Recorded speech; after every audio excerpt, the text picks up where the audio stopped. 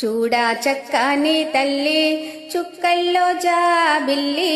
నవ్వుల్లో నాగమల్లి నా తల్లి కల్పవల్లి మళ్ళీ జన్మంటూ ఉంటే దుర్గమ్మో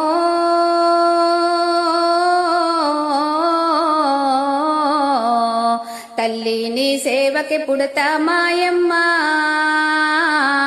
తల్లి నీ సేవకు పుడతా మాయమ్మ ప్రొద్దున్నే లేచి చన్నీటి స్నానము చేసి